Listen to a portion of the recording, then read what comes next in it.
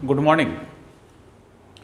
अपना 5th semester में एक सब्जेक्ट है ऑडिट। 100 मार्क्स का पेपर है, उसके ऊपर हम लोग डिस्कशन करेंगे। उसमें फर्स्ट चैप्टर हम लोग डिस्कस करेंगे, जिस फर्स्ट चैप्टर का नाम है concept, need and purpose of audit.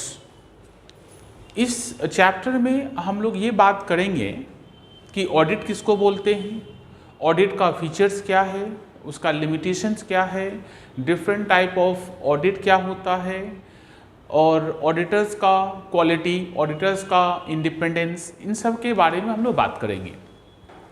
तो सबसे पहले आपको हम ये बताने वाले हैं कि हम लोग ऑडिट किसको बोलते हैं।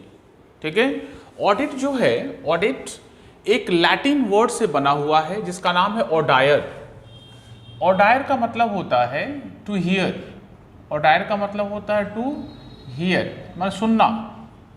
मतलब ऑडिट जो है एक लैटिन वर्ड से बना हुआ है जिसका नाम है ऑडायर। ऑडायर का मतलब होता है टू हियर, सुनना। मतलब पहले मतलब आज से करीबन 50 साल पहले, जब इतना बुक्स ऑफ अकाउंट्स नहीं था, जब इतना बिजनेस में कॉम्प्लेक्सिटीज नहीं था, तब ऑडिट कैसे होता था। सिंपल तरीका, जो ऑडिटर होते थे वो आते थे और प्रॉब्लम सुनते थे, क्या प्रॉब्लम हो रहा है, एंड उसके अकॉर्डिंगली सोल्यूशन बताते थे। इसीलिए इसका नाम था पहले ऑडिट का मतलब, ऑडायर का मतलब टू हियर, इसलिए इसका नाम रखा गया ऑडिट। ऑडिट को जब हम लोग डिक्शनरी में देखते हैं, यदि हम लोग कोई डिक्शनरी देखें, उसका मीनिंग खोजें, तो डिक्शनरी में उसका मीनिंग लिखा हुआ है ऑफिशियल एग्जामिनेशन ऑफ अकाउंट्स। मतलब ऑफिशियली मतलब कोई इंडिपेंडेंट पर्सन आकर आपका बुक्स ऑफ अकाउंट्स को जो चेक करेगा, जो एग्जामिन करेगा, उसी को बोला जाता है ऑडिट। ठीक है, लेकिन यदि हम लोग को बोलता है एग्जाम में कि define audit, what do mean by audit, 2 marks का लिखना है या 3 मार्क्स का लिखना है, तो हम लोग यहाँ से लिखेंगे। हम लोग ना ICAI मतलब institute of chartered accountant of India, ICAI का डेफिनेशन पे हम लोग गौर करेंगे। ICAI बोलता है कि audit is an independent examination, ध्यान रखना, audit is an independent examination of financial information.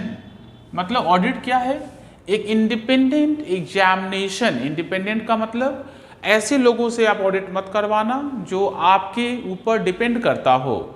मतलब आप अपने स्टाफ से ऑडिट नहीं करवा सकते, क्योंकि आपका स्टाफ आप पर डिपेंड करता है ना। आप जो बोलिएगा आपका स्टाफ वही मानेगा।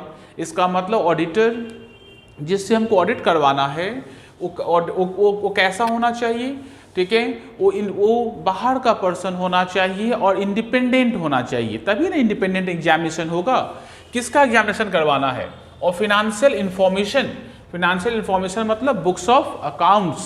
ठीक है, ऑफ एन एंटिटी मतलब किसी भी बिजनेस का करवा सकते हैं।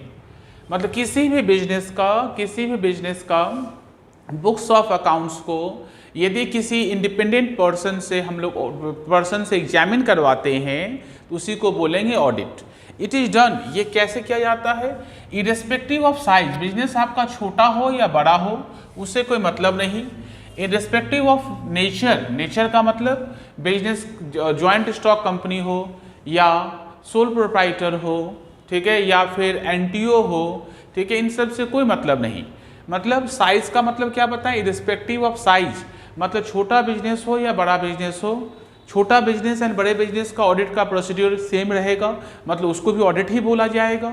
ठीक है, एंड नेचर ऑफ बिजनेस मतलब आपका पार्टनरशिप फर्म है, आपका ज्वाइंट स्टॉक कंपनी है, आपका NTO है, ठीक है, या आपका कोई दूसरा सोल प्रोप्राइटर बिजनेस है, इन सब बात से कोई मतलब नहीं। मतलब किसी का ही बुक्स ऑफ अकाउंट्स का एग्जामिनेशन हो सकता है।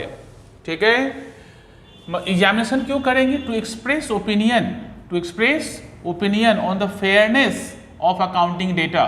मतलब ऑडिटर क्या करेगा, अपना एक्सप्रेशन, अपना ओपिनियन को एक्सप्रेस करेगा, और बुक्स ऑफ अकाउंट्स को देखकर, ठीक है, वो अपने रिपोर्ट में लिखेगा कि आपका बुक्स ऑफ अकाउंट्स फेयर है कि नहीं।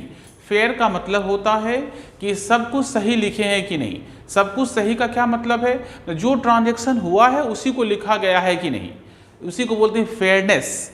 मतलब फेयरनेस का मतलब बाहर से आप कुछ मत लिखिए, ये नहीं कि परचेज हुआ 1 लाख का आप दिखा रहे 3 लाख रुपए का, सेल्स हुआ है 20 लाख का आप दिखा रहे 5 लाख रुपए का, ये काम आप नहीं कर सकते हैं। इसका मतलब जो ऑडिटर जो आपका बुक्स ऑफ अकाउंट्स को चेक करेगा, उसका मोटिव है कि अकाउंट्स का फेयरनेस के बारे में बताना, मतलब अपना फेयरनेस मतलब साफ सुथरा अकाउंट्स है कि नहीं, आपका अकाउंट्स में कोई घोटाला या फिर कोई जानबूझ के इंटेंशनली कुछ एक्स्ट्रा लिख के रखे हैं कि नहीं, ये देखना, उसी को बोलते हैं फेयरनेस। इसका मतलब देखा जाए तो ऑडिट क्या है, एक independent examination of financial statement, मतलब आपका जो फिनेंशियल स्टेटमेंट है उस फिनेंशियल स्टेटमेंट का इंडिपेंडेंट एग्जामिनेशन। इंडिपेंडेंट का मतलब साफ समझ लीजिए, मतलब बाहर वाले पर्सन से एग्जामिनेशन करवाना है तभी इंडिपेंडेंट होगा, ठीक है। ऑडिट इरेस्पेक्टिव ऑफ साइज, मतलब आप बिजनेस का साइज छोटा हो या बड़ा हो से कोई मतलब नहीं, उसका नेचर जैसा भी हो, पार्टनरशिप फर्म हो, ज्वाइंट स्टॉक कंपनी हो, सोल प्रोप्राइटर फर्म हो, इन सब बात से कोई मतलब नहीं। लेकिन ये ऑडिट क्यों होगा, टू एक्सप्रेस ओपिनियन। ऑडिटर क्यों क्या करेगा, अपना ओपिनियन, अपना व्यू बताएगा कि आपका बुक्स ऑफ अकाउंट्स फेयर है कि नहीं, मतलब आप जो बुक्स ऑफ अकाउंट्स में लिखे हैं वो सब कुछ ठीक है कि नहीं, मतलब जो हुआ है वही लिखे हैं कि नहीं, मतलब जो हुआ है वही लिखे हैं कि नहीं, ये देखना ऑडिटर का काम है। याद रखना बात, ऑडिटर कभी अकाउंटेंट नहीं होगा, मतलब जो आपका बुक्स ऑफ अकाउंट्स लिखता है वो कभी ऑडिटर आपका नहीं हो सकता है, ठीक है। इसका मतलब ऑडिटर वो ऐसा नहीं है कि ऑडिटर आएगा बुक्स ऑफ अकाउंट्स लिखेगा फिर चेक करेगा, नहीं। बुक्स ऑफ अकाउंट्स आप अपना लिखवा कर रखिए, आप अपना उसका सारा का सारा एविडेंस अपने पास लेकर रखिए, सारा का सारा एविडेंस अपने पास लेकर रखिए। अब जब ऑडिटर आएगा तो उसको एविडेंस दीजिए, ठीक है, उसको बोलिए कि बुक्स ऑफ अकाउंट्स को थोड़ा चेक कर लीजिए, ठीक है। ऑडिटर यही देखेगा कि जो हुआ है वही लिखा है कि नहीं, उसको लगेगा कि हाँ जो हुआ है वही आप लिखे हैं, इसका मतलब वो बोलेगा कि आपका बुक्स ऑफ अकाउंट्स फेयर है। फेयर मतलब ट्रांजैक्शन सब कुछ फेयरली साफ सुथरे तरीके से रिकॉर्ड किया गया है, ठीक है। और ऑडिट में याद रखना बात, ऑडिट का एग्जामिनेशन तो है ही, लेकिन ऑडिट में मेन बात है एक्सप्रेशन ऑफ ओपिनियन, मतलब ऑडिटर जो आपका बुक्स ऑफ अकाउंट्स देखकर जो अपना एक्सप्रेशन देगा, अपना जो व्यू देगा, वो ज़्यादा वाइटल चीज़ है, उसी को बोलते हैं ऑडिट। इसका मतलब ऑडिट में इंडिपेंडेंट पर्सन आपका बुक्स ऑफ अकाउंट्स को देखकर जो एक्सप्रेशन देता है, उसी एक्सप्रेशन का जो प्रोसेस है, उसी प्रोसेस को हम लोग क्या बोलते हैं, ऑडिट। एक ऑडिट का अपना फीचर्स क्या है, ऑडिट का अपना फीचर्स क्या है, तो सबसे पहले ये अकाउंटिंग कंट्रोल है। अकाउंटिंग कंट्रोल का मतलब अकाउंट्स को कैसे कंट्रोल करिएगा, तो अकाउंट्स को कंट्रोल करने का सिर्फ एक तरीका है कि उसका ऑडिट करवाइए। कैसे ऑडिट से कैसे पता चल जाएगा अकाउंट्स ठीक है, क्योंकि ट्रांजैक्शन कब हुआ, ट्रांजैक्शन का अमाउंट क्या है, ट्रांजैक्शन बुक्स ऑफ अकाउंट्स में लिखाया गया है कि नहीं, ट्रांजैक्शन मैनेजमेंट के अकॉर्डिंगली है कि नहीं, ठीक है। इन सब बात को देखने के लिए बाहर वाला एक आदमी चाहिए, जो बाहर वाला आदमी जिसको हम लोग चार्टर अकाउंटेंट बोलते हैं, जो सीए है, वो बाहर से हम उसको बुलाएंगे और वो मेरा सारा डॉक्यूमेंट को देखकर चेक कर देगा कि एंट्री सब ठीक से लिखा हुआ है या नहीं। इसका मतलब अकाउंट को कंट्रोल करने के लिए, अकाउंट्स में यदि कोई हेरा फेरी होता है, उस हेरा फेरी को रोकने के लिए, ठीक है, हमको बुक्स ऑफ अकाउंट्स को क्या करवाना पड़ेगा, बुक्स ऑफ अकाउंट्स को हमको ऑडिट करवाना पड़ेगा। ये फीचर्स है। सबसे दूसरा सेफ गार्ड, मतलब आपका बिजनेस में कोई फ्रॉड नहीं हो, बिजनेस में कोई एरर ना हो, इसके लिए चाहिए कि आपको अपना बुक्स ऑफ अकाउंट्स को ऑडिट करवा लीजिए। थर्ड, एश्योरेंस एंड असेसमेंट, मतलब जैसे कोई चार्टर्ड अकाउंटेंट आपका बुक्स ऑफ अकाउंट्स को आके ऑडिट कर देता है, आपका बुक्स ऑफ अकाउंट्स को क्या करता है, ऑडिट कर देता है। इसका मतलब ये आपको एश्योरेंस हो जाएगा, ये इस बात का आपको सिक्योरिटी मिल जाएगा, ये बात आपको तसल्ली हो जाएगा कि आपका बुक्स ऑफ अकाउंट्स ठीक है, मतलब उसमें कोई फ्रॉड एंड एरर नहीं है। एंड असेसमेंट का मतलब होता है ऑडिट किया हुआ बुक्स ऑफ अकाउंट से जो प्रॉफिट या लॉस निकलेगा, ठीक है, उसी को करेक्ट माना जाएगा। इसका मतलब ये इसका फीचर्स है, एश्योरेंस एंड असेसमेंट। ये रिपोर्टिंग टूल्स है। रिपोर्टिंग टूल्स का मतलब क्या होता है कि आपका बुक्स ऑफ अकाउंट्स ठीक है कि नहीं, इसके लिए एक रिपोर्टिंग टूल्स चाहिए, मतलब रिपोर्ट करने का एक जरिया चाहिए। तो ऑडिट आपका बुक्स ऑफ अकाउंट्स का फेयरनेस के ऊपर जो ओपिनियन लिखा जाएगा, ऑडिटर जो अपना व्यू लिखेगा, ठीक है, ये ऑडिटर के लिए टूल्स है कि आपका बुक्स ऑफ अकाउंट्स को ऑडिट करेगा। एंड बहुत इंपॉर्टेंट बात, ऑडिट एक प्रैक्टिकल सब्जेक्ट है जिसके ऊपर हम लोग थ्योरीज पढ़ते हैं, ये प्रैक्टिस में होता है ऑडिटिंग, ठीक है, लेकिन उसके ऊपर हम लोग क्या पढ़ेंगे, थ्योरी।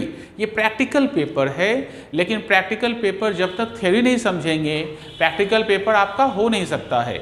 ऑडिट एक प्रैक्टिकल पेपर है जिसके रिगार्डिंग थ्योरी हम लोग पढ़ने वाले हैं, ठीक है। ये 5 फीचर्स आपको समझना पड़ेगा।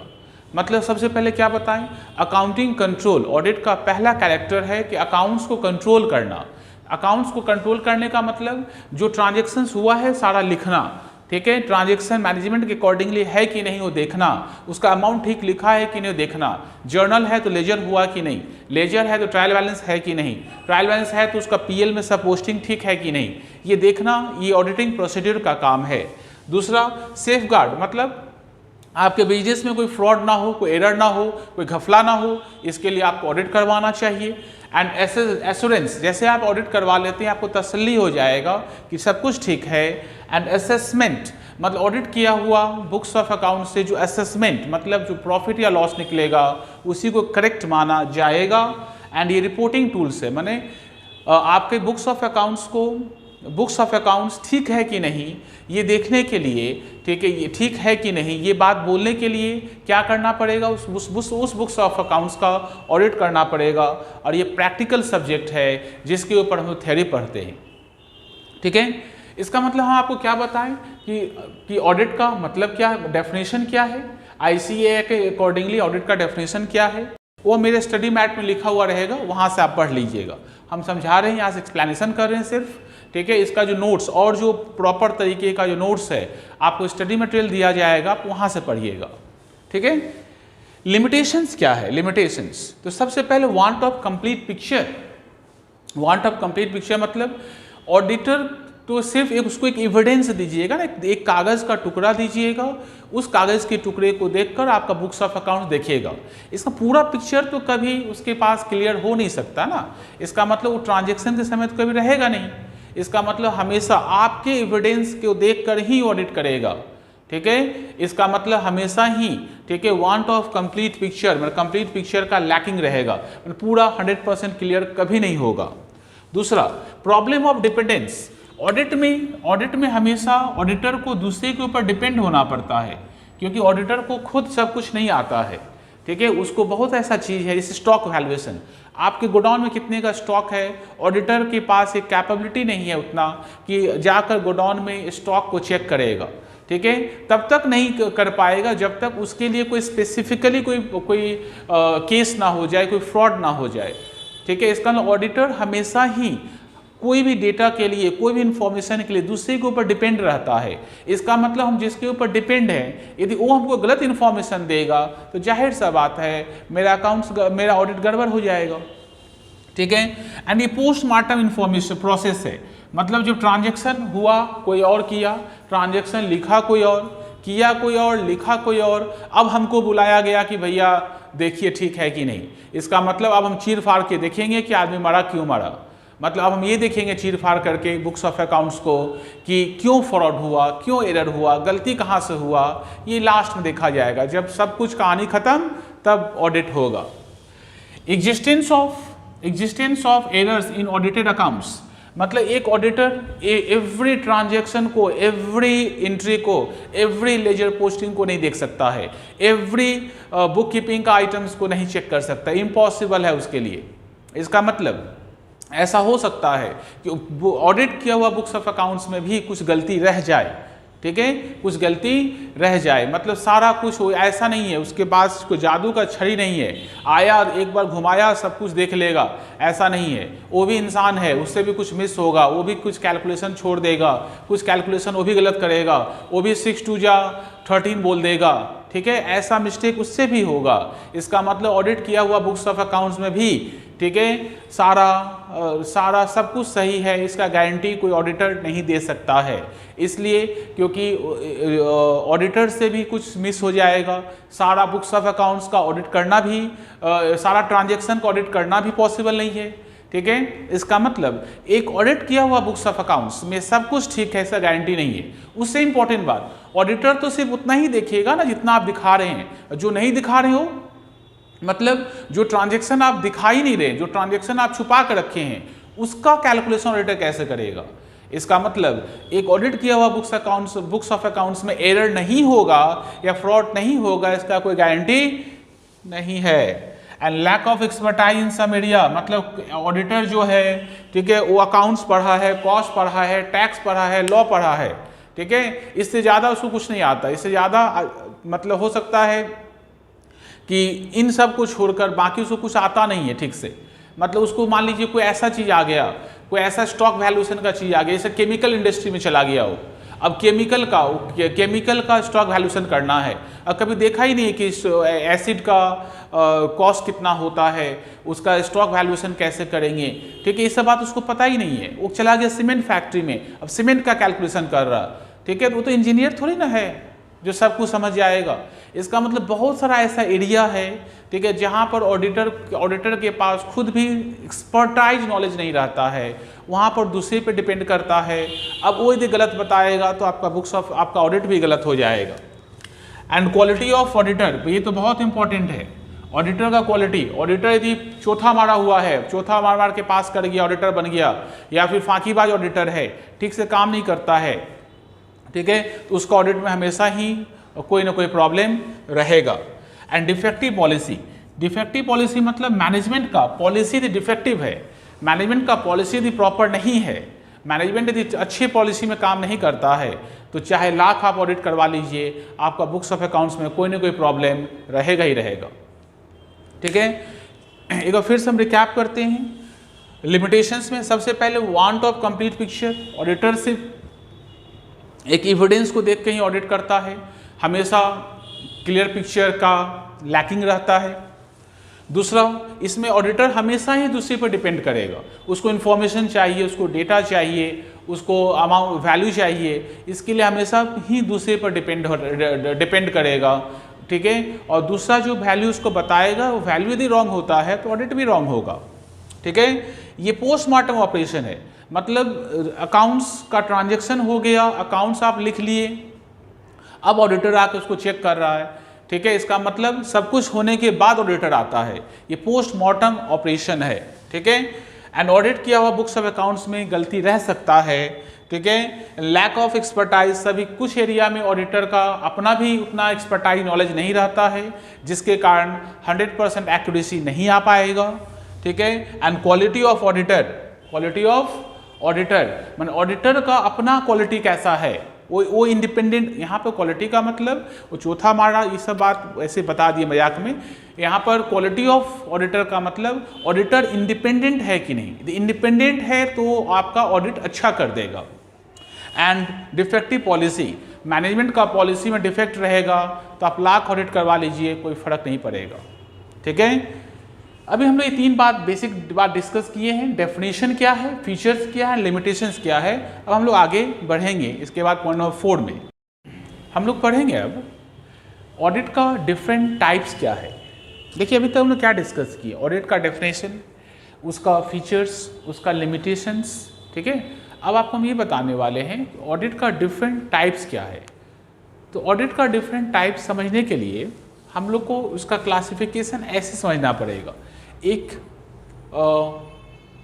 स्ट्रक्चर वाइज का मतलब कंपनी के स्ट्रक्चर के हिसाब से ऑडिट होता है। कंपनी के स्ट्रक्चर के हिसाब से ये दो तरह का क्लासिफिकेशन है, एक का नाम है स्टैट्यूटरी ऑडिट और एक का नाम है नॉन स्टैट्यूटरी ऑडिट। ये स्टैट्यूटरी ऑडिट किसके लिए अप्लाई होगा, जो बड़े कंपनीज हैं, जो जॉइंट स्टॉक कंपनीज हैं, जो बैंकिंग कंपनीज है, जो रेलवे कंपनीज है, जो इंश्योरेंस कंपनीज है, हाँ, जो और भी जो बड़े कंपनीज है, उनके लिए स्टैट्यूटरी ऑडिट अप्लाई होता है, जहाँ पर ऑडिट किसी लॉ के अकॉर्डिंगली किया जाए, जहाँ पे उसका लॉ में ऑलरेडी लिखा हुआ है कि ये ऑडिट ऐसे होना चाहिए, या फिर इस ऑडिट को करते समय इन सब बात पर ध्यान रखा जाए, उस ऑडिट को बोलते हैं हम लोग statutory audit. And non statutory audit मतलब जहाँ लॉ से कोई मतलब नहीं है, जैसे पार्टनरशिप फर्म का ऑडिट हो, सोल प्रोप्राइटर का ऑडिट हो, किसी एनटीओ का ऑडिट हो, वो नॉन स्टैट्यूटरी ऑडिट है। ठीक है। ऑब्जेक्टिव के हिसाब से ऑडिट का 2 क्लासिफिकेशन है, एक का नाम इंटरनल, एक का नाम है इंडिपेंडेंट। इंटरनल का मतलब रेगुलर बेसिस में कोई चार्टर्ड अकाउंटेंट रखिए, रेगुलर बेसिस में डे टू डे ट्रांजैक्शन का आपका चेक करता रहेगा। एंड इंडिपेंडेंट मतलब इंटरनल में कंपनी का जो स्टाफ है या कंपनी का एम्प्लॉय है वही ऑडिट करेगा। ठीक है, ऑडिट करेगा मतलब चेक करता रहेगा।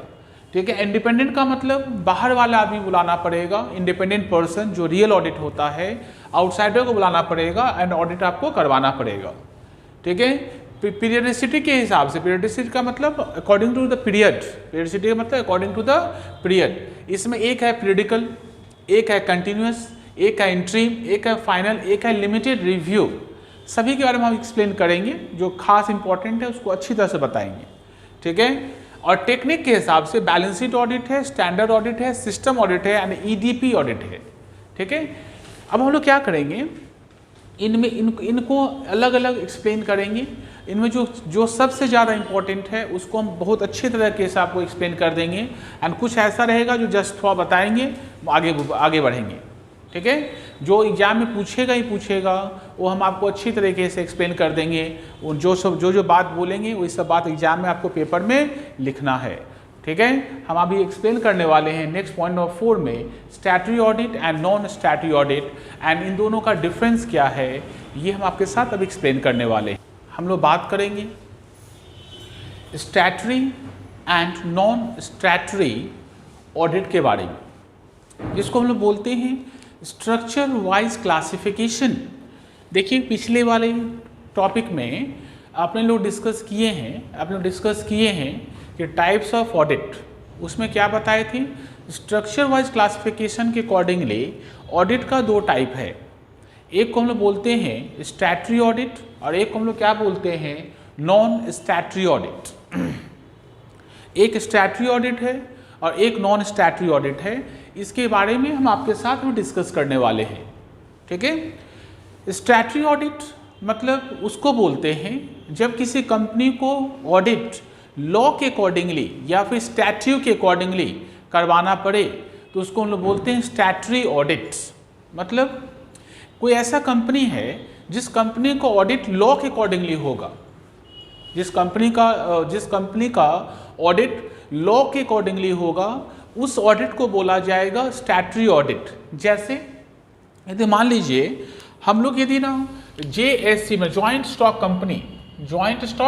कंपनी को ऑडिट करते हैं तो जॉइंट स्टॉक कंपनी को ऑडिट कंपनी लॉ के अकॉर्डिंगली करना पड़ेगा। जॉइंट स्टॉक कंपनी का ऑडिट हम लोग को कंपनी लॉ के अकॉर्डिंगली करना पड़ेगा। ठीक है। यदि हम लोग ना बैंकिंग कंपनी का करते हैं तो बैंकिंग रेगुलेशन एक्ट के अकॉर्डिंगली, बैंकिंग एक्ट के अकॉर्डिंगली करना पड़ेगा। यदि हम लोग इंश्योरेंस का करवाते हैं, इंश्योरेंस कंपनी का, तो IRDA के अकॉर्डिंगली उसका ऑडिट होगा। यदि हम लोग NBFC के का करवाते हैं तो इसका भी कंपनी लॉ 2013 के अकॉर्डिंगली होगा। रेलवे कंपनी का करवाते हैं तो रेलवे का जो अपना एक्ट है उसके अकॉर्डिंगली उसका ऑडिट होगा। ठीक है। इसका मतलब जब किसी कंपनी का ऑडिट किसी लॉ के अकॉर्डिंगली या फिर किसी स्टैट्यूट को ही लॉ बोलते हैं, किसी लॉ के अकॉर्डिंगली किसी कंपनी का ऑडिट किया जाए, ठीक है, तो उस ऑडिट को बोला जाएगा स्टैट्यूटरी ऑडिट। ये नॉर्मली बड़े company, joint stock company, banking company, insurance company, railway company और जो बड़े कंपनी है उसमें अप्लाई होता है। ठीक इसी तरीके से जब कोई भी ऑडिट किसी लॉ के अकॉर्डिंगली ना हो, ऑडिट किसी लॉ के अकॉर्डिंगली ना हो, not required to be done by law, मतलब लॉ के अकॉर्डिंगली ऑडिट नहीं होगा। ठीक है, बस ऑडिट करवा दीजिए, मतलब अपना बुक्स ऑफ अकाउंट्स को एविडेंस से मैच कर दीजिए। ठीक है, तो उसको बोलते हैं नॉन स्टैट्यूटरी ऑडिट। ठीक है, याद रखना बात, ये जो स्टैट्यूटरी ऑडिट होता है इसका जो ऑडिटर जो ऑडिट करता है उसको बोलते हैं ऑडिटर, जो ऑडिट करता है उसको बोलते हैं ऑडिटर। ठीक है। और जो स्टैट्यूटरी ऑडिट जब करेगा, स्टैट्यूटरी ऑडिट याद रखना बात, ये हमेशा चार्टर्ड अकाउंटेंट ही करेगा। और ये जो है, ठीक है, कोई भी कर सकता है, मे और may not be a chartered accountant.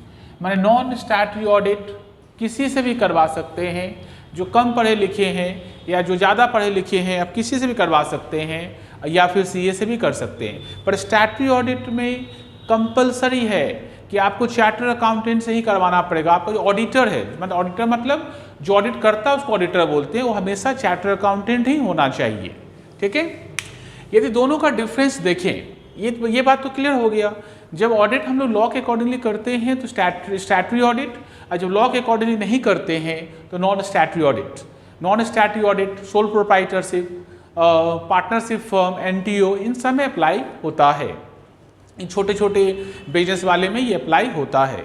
यदि हम आपको दोनों का डिफरेंस बताएं कि statutory audit and non statutory audit में क्या फ़र्क है, statutory audit and non statutory audit में क्या फ़र्क है, आइए देखिए। सबसे पहला, स्टैट्यूटरी ऑडिट जो है लॉ के अकॉर्डिंगली होगा, it is done as per law, ये लॉ के अकॉर्डिंगली होगा, and it is not done as per law, मतलब ये लॉ के अकॉर्डिंगली नहीं होता है।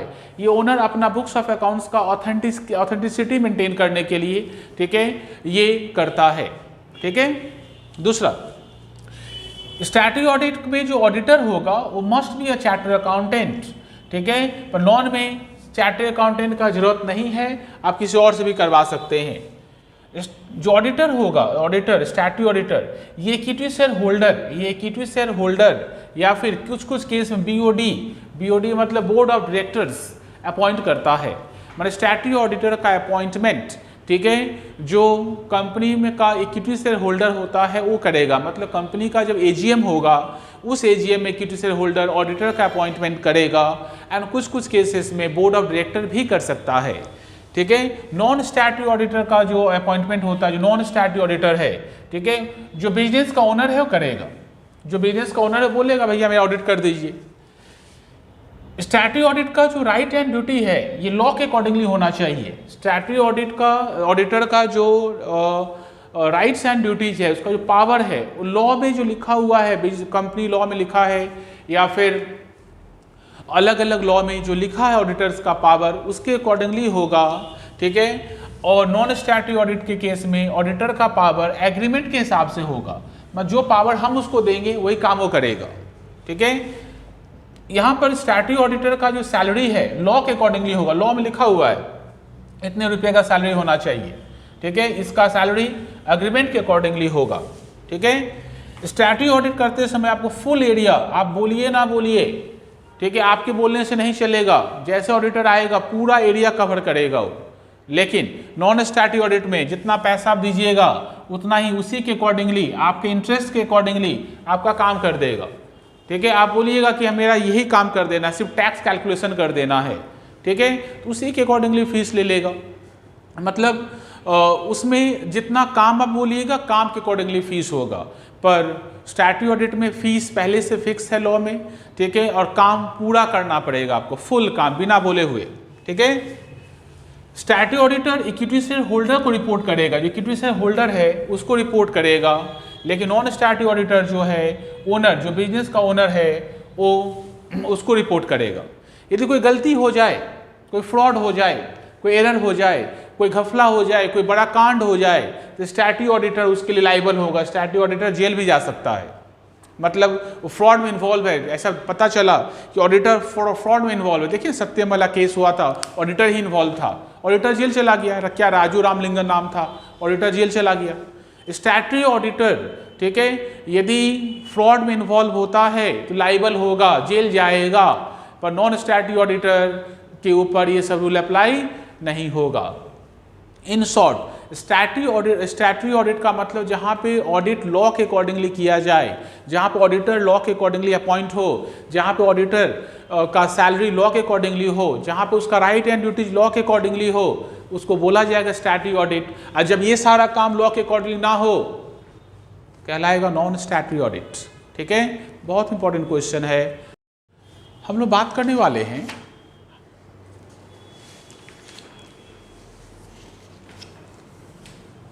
हम लोग बात करने वाले हैं इंटरनल एंड इंडिपेंडेंट ऑडिट के बारे में, जिसको हम लोग बोलते हैं objective wise classification. Objective wise classification, ठीक है। इसमें दो तरीके का अपना ऑडिट है, एक का नाम है इंटरनल, एक का नाम है इंडिपेंडेंट। इंटरनल ऑडिट किसको बोलते हैं? मतलब जब बिजनेस का, जब किसी कंपनी का अपना ही स्टाफ ऑडिट करे, ठीक है, डेली ट्रांजैक्शन का रिव्यू करे, ठीक है, तो उसको बोलते हैं हम लोग इंटरनल ऑडिट। मतलब कंपनी का स्टाफ रहेगा, सबसे पहला ध्यान रखिए कंपनी का ओन स्टाफ होना चाहिए, जो सीए हो सकता है, जो सीएमए वाला कैंडिडेट हो सकता है, या कोई एक्सपीरियंस्ड पर्सन भी हो सकता है, जिसका काम है कि डेली ट्रांजैक्शन को रिव्यू करे।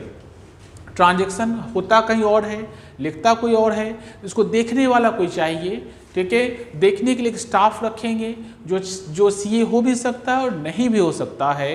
ये जो प्रोसेस है जहाँ पे डेली ट्रांजैक्शन को और चेक किया जाए, एग्जामिन किया जाए, डे टू डे ट्रांजैक्शन को कंपनी का अपना ही स्टाफ एग्जामिन करेगा, ये जो प्रोसेस है, इसी प्रोसेस को हम बोलते हैं इंटरनल ऑडिट। इंटरनल ऑडिट का दो मोटिव है। सबसे पहला मोटिव है कि चेक लीकेज ऑफ रेवेन्यू, मतलब रेवेन्यू का मतलब इनकम, उसका लीकेज मतलब उसमें कोई घपला ना हो, उसमें कोई चोरी ना हो, ये देखने के लिए हम लोग इंटरनल ऑडिट करते हैं। दूसरा, बिजनेस का जो असेट्स है, बिजनेस का जो असेट्स है, उस एसेट्स का मिस एप्रोप्रिएशन ना हो। क्या ना हो उसका? उस एसेट का मिस एप्रोप्रिएशन, मतलब मिस यूज ना हो, ये देखने के लिए हम लोग करते हैं क्या? Internal audit.